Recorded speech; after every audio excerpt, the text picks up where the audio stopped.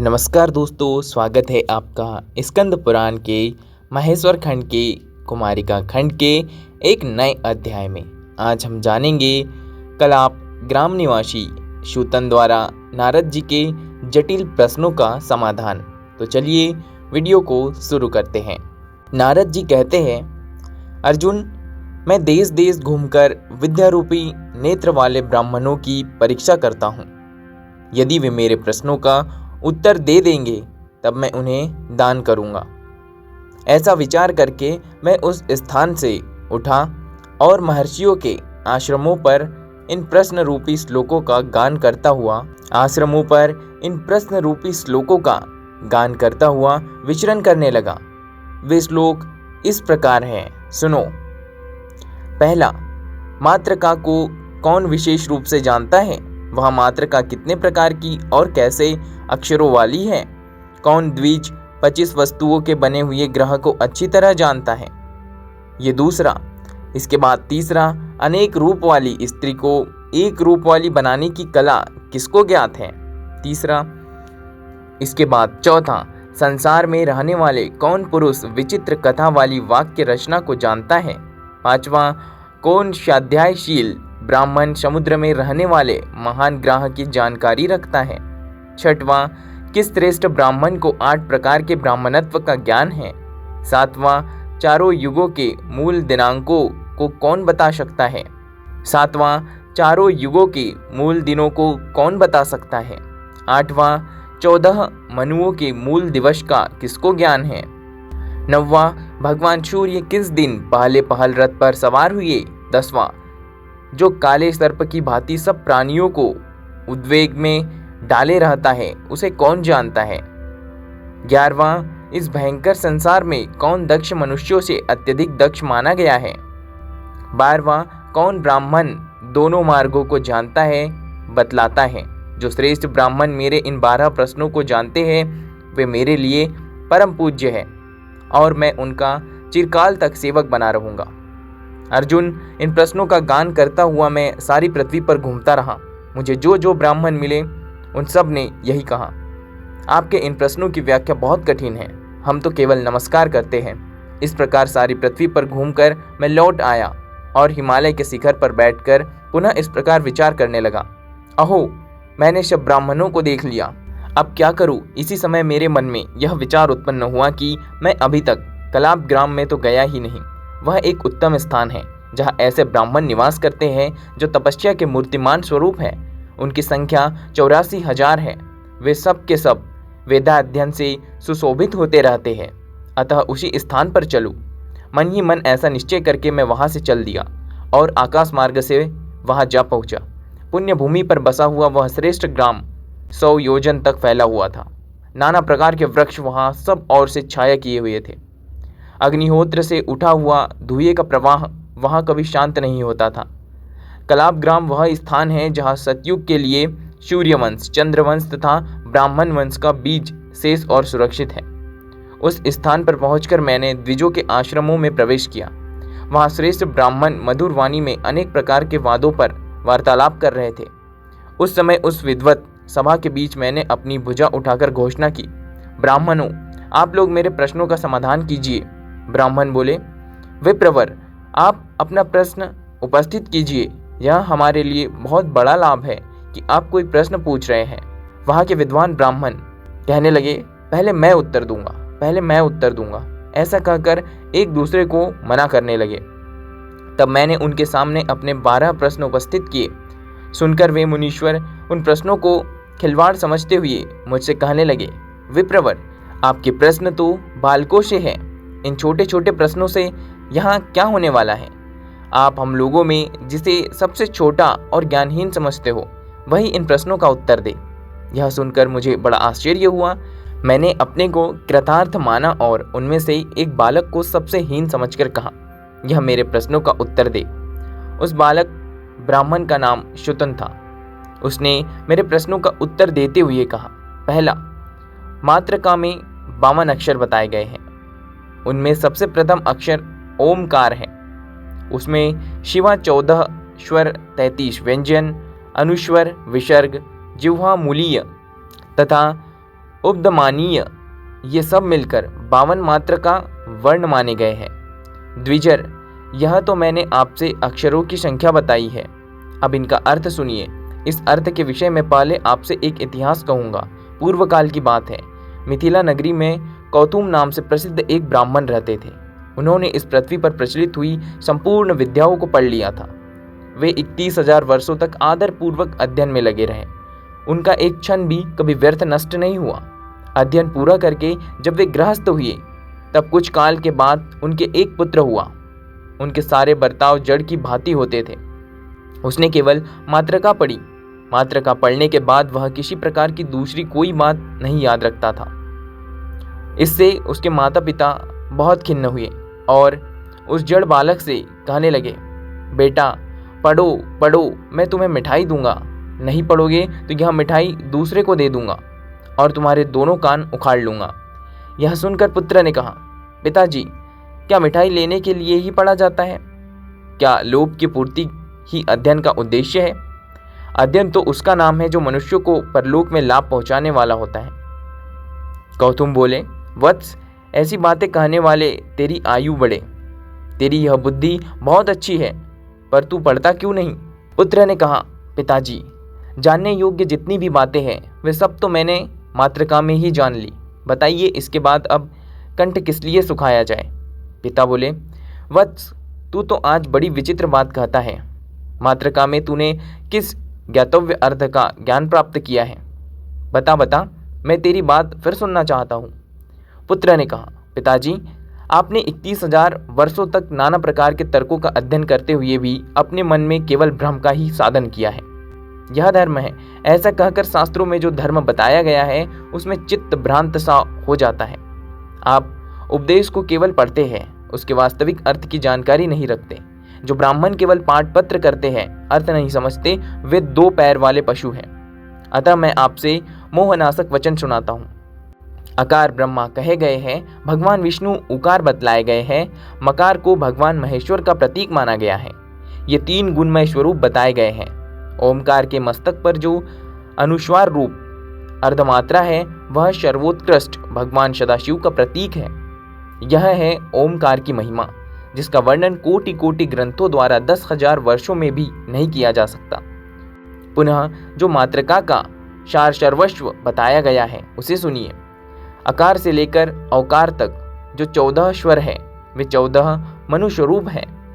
स्वयंभुव, स्वारोचिस, औत्तम, रैवत, तामस, छठे चाक्षुष, 7वें व्यवस्वत जो इस समय वर्तमान है, शावर्णी, ब्राह्मशावर्णी, रुद्रशावर्णी, दक्षशावर्णी, धर्मशावर्णी, रौच्य तथा भौत्य, ये 14 मनु हैं। श्वेत, पांडु, लोहित, ताम्र, पीत, कपिल, कृष्ण, श्याम, धूम्र, अधिक पिंगल, थोड़ा पिंगल, तिरंगा, बहुरंगा तथा कबरा, ये क्रमशः 14 मनुओं के रंग हैं। पिताजी, व्यवस्वत मनु ऋकार स्वरूप है। उनका रंग काला बतलाया जाता है। क से लेकर ह तक 33 देवता हैं। क से लेकर ठ तक तो 12 आदित्य माने गए हैं। ड से लेकर ब तक तो जो अक्षर है वे 11 रुद्र हैं। भ से लेकर श तक 8 वसु माने गए हैं। स और ह ये दोनों अश्विनी कुमार बताए गए हैं। इस प्रकार से ये 33 देवता कहे जाते हैं। पिताजी, अनुस्वार, विसर्ग, जिह्वा मूलीय और उपदमानीय ये 4 अक्षर जरायुज, अंडज, स्वेदज और उबद्दीज नामक 4 प्रकार के जीव बताए गए हैं। पिताजी, यह भावार्थ बताया गया है। अब तत्वार्थ सुनिए। जो पुरुष इन देवताओं का आश्रय लेकर कर्मानुष्ठान में तत्पर होते हैं वे ही अर्धमात्रा स्वरूप नित्य पद में लीन होते हैं। 4 प्रकार के जीवों में से कोई भी जब मन, वाणी और क्रिया द्वारा इन देवताओं का भजन करता है तभी उसे मुक्ति प्राप्त होती है। जिस शास्त्र में पापी मनुष्यों के द्वारा ये देवता नहीं माने गए हैं उस शास्त्र को यदि साक्षात ब्रह्मा जी भी कहे तो नहीं मानना चाहिए। ये सब देवता वैदिक मार्ग में सर्वत्र प्रतिष्ठित हैं। अतः जो दुरात्मा इन देवताओं का उल्लंघन करके तप, दान अथवा जप करते हैं वे वायु प्रदान मार्ग में जाकर सर्दी से कांपते रहते हैं। अहो, अजितेंद्रिय मनुष्यों के मोह की महिमा तो देखो। वे पाप मात्र का पढ़ते हैं, वे पापी मात्र का पढ़ते हैं, परंतु इन देवताओं को नहीं मानते। सूतनु कहते हैं, पुत्र की यह बात सुनकर पिता को बड़ा विस्मय हुआ। उन्होंने और भी बहुत से प्रश्न पूछे। पुत्र ने भी उनके प्रश्नों के अनुसार ठीक ठीक उत्तर दिया। मुने, मैंने भी उसी प्रकार तुम्हारे मातृका संबंधी उत्तम प्रश्न का समाधान किया है। दूसरा, अब 25 वस्तुओं से बने हुए ग्रह संबंधी द्वितीय प्रश्न का उत्तर सुनिए। 5 महाभूत, 5 कर्मेंद्रिया, 5 ज्ञानेंद्रिया, 5 विषय, मन, बुद्धि, अहंकार, प्रकृति और पुरुष, ये 25 तत्व है। 25वां तत्व पुरुष है, जो सदाशिव स्वरूप है। इन 25 तत्वों से संपन्न हुआ यह शरीर ही घर कहलाता है। जो इस शरीर को इस प्रकार तत्वतः जानता है, वह कल्याण में परमात्मा को प्राप्त होता है। तीसरा, वेदांतवादी विद्वान बुद्धि को ही अनेक रूपों वाली स्त्री कहते हैं, क्योंकि वही नाना प्रकार के विषयों अथवा पदार्थों का सेवन करने से अनेक रूप ग्रहण करती है, किंतु अनेक रूपा होने पर भी वह एकमात्र धर्म के संयोग से एक रूपा ही रहती है। जो इस तत्वार्थ को जानता है, वह धर्म का आश्रय लेने के कारण कभी नरक में नहीं पड़ता। चौथा, मुनियों ने जिसे नहीं कहा है तथा जो वचन देवताओं की मान्यता नहीं स्वीकार करता, उसे विद्वानों ने विचित्र कथा से मुक्त बंध वाक्य विन्यास कहा है, तथा जो कामयुक्त वचन है वह भी इसी श्रेणी में है। ऐसा वचन सुनने और मानने योग्य नहीं है, वास्तव में वह बंधन ही है। पांचवा, अब 5वें प्रश्न का समाधान सुनिए। एकमात्र लोभ ही इस संसार का समुद्र के भीतर महान ग्रह है। लोभ से पाप में प्रवृत्ति होती है, लोभ से क्रोध प्रकट होता है, लोभ से पाप में प्रवृत्ति होती है, लोभ से क्रोध प्रकट होता है, लोभ से कामना होती है, लोभ से ही मोह, माया, शठता, अभिमान, स्तंभ, जड़ता, दूसरे के धन की स्पृहा, अविद्या और मूर्खता होती है। यह सब कुछ लोभ से ही उत्पन्न होता है। दूसरे के धन का अपहरण, पराई स्त्री के साथ बलात्कार, सब प्रकार के दुस्साहस में प्रवृत्ति तथा न करने योग्य कार्यों का अनुष्ठान भी लोभ की ही प्रेरणा से होता है। अपने मन को जीतने वाले संयमी पुरुषों को उचित है कि वह उस लोभ को मोह सहित जीते। जो लोभी और अजितात्मा है, उन्हीं में दंभ, द्रोह, निंदा, चुगली और दूसरों से डाह, ये सब दुर्गुण प्रकट होते हैं। जो बड़े बड़े शास्त्रों को याद रखते हैं और दूसरों की शंकाओं का निवारण करते हैं, ऐसे बहुज्ञ विद्वान भी लोभ के वशीभूत होकर नीचे गिर जाते हैं। लोभ और क्रोध में आसक्त मनुष्य सदाचार से दूर हो जाते हैं। उनका अंतःकरण छुरे के समान तीखा हो जाता है, परंतु ऊपर से वे मीठी बातें करते हैं। ऐसे लोग तिनकों से ढके हुए कुएं के समान भयंकर होते हैं। वे ही लोग केवल युक्तिवाद का सहारा लेकर अनेकों पंथ चलाते हैं। लोभवश मनुष्य समस्त धर्म मार्गों का लोप कर देते हैं। लोभ से ही कुटुंबी जनों के प्रति निष्ठुरतापूर्ण बर्ताव करते हैं। कितने ही नीच मनुष्य लोभवश धर्म को अपना बाह्य आभूषण बना धर्मध्वजी होकर जगत को लूटते हैं। वे सदा लोभ में डूबे रहने वाले महान पापी है। राजा जनक, युवनाश्व, वृषादर्भी, प्रसेनजीत तथा और भी बहुत से राजा लोभ का नाश करके स्वर्गलोक में गए हैं। इसीलिए जो लोग लोभ का परित्याग करते हैं, वे ही संसार समुद्र के पार जाते हैं। इनसे भिन्न लोभी मनुष्य ग्राह के चंगुल में ही फंसे हुए हैं, इसमें कोई संशय नहीं है। विप्रवर, अब आप ब्राह्मण के 8 भेदों का वर्णन सुने। मात्र ब्राह्मण, क्षोत्रिय, अनुचान, भ्रूण, ऋषिकल्प, ऋषि और मुनि, ये 8 प्रकार के ब्राह्मण श्रुति में पहले बताए गए हैं। इनमें विद्या और सदाचार की विशेषता से पूर्व की अपेक्षा उत्तरोत्तर श्रेष्ठ है। जिसका जन्म मात्र ब्राह्मण कुल में हुआ है, वह जब जाति मात्र से ब्राह्मण होकर ब्राह्मणोचित उपनयन संस्कार तथा वैदिक कर्मों से हीन रह जाता है, तब उसको मात्र ऐसा कहते हैं। जो एक उद्देश्य को त्याग कर व्यक्तिगत स्वार्थ की अपेक्षा करके वैदिक आचार का पालन करता है, सरल, एकांत प्रिय, सत्यवादी तथा दयालु है, उसे ब्राह्मण कहा गया है। जो वेद की किसी एक शाखा को कल्प और 6 अंगों सहित पढ़कर ब्राह्मणोचित 6 कर्मों में संलग्न रहता है, वह धर्मज्ञ विप्र क्षोत्रिय कहलाता है। जो वेदों और वेदांगों, तत्वज्ञ, पाप रहित, शुद्ध चित्त, श्रेष्ठ क्षेत्रीय, विद्यार्थियों को पढ़ाने वाला और विद्वान है, वह अनुचान माना गया है। जो अनुचान के समस्त गुणों से युक्त होकर केवल यज्ञ और स्वाध्याय में ही संलग्न रहता है, यज्ञ शिष्ट अन्न भोजन करता है और इंद्रियों को अपने वश में रखता है, ऐसे ब्राह्मण को श्रेष्ठ पुरुष भृण कहते हैं। जो संपूर्ण वैदिक और लौकिक विषयों का ज्ञान प्राप्त करके मन और इंद्रियों को वश में रखते हुए सदा आश्रम में निवास करता है, वह ऋषिकल्प माना गया है। जो पहले ऊर्ध्वरेता नैष्टिक ब्रह्मचारी होकर नियमित भोजन करता है, जिसको किसी भी विषय में कोई संदेह नहीं है, तथा जो शाप और अनुग्रह में समर्थ और सत्य प्रतिज्ञ है, ऐसा ब्राह्मण ऋषि माना गया है। जो निवृत्ति मार्ग में स्थित संपूर्ण तत्वों का ज्ञाता, काम क्रोध से रहित, ध्याननिष्ठ, निष्क्रिय, जितेंद्रिय तथा मिट्टी और सुवर्ण को समान समझने वाला है, ऐसे ब्राह्मणों को मुनि कहते हैं।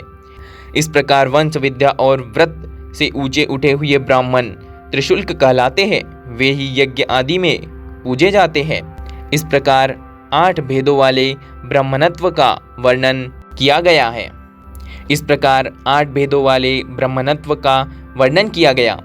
अब युगादि तिथियां बतलाई जाती है।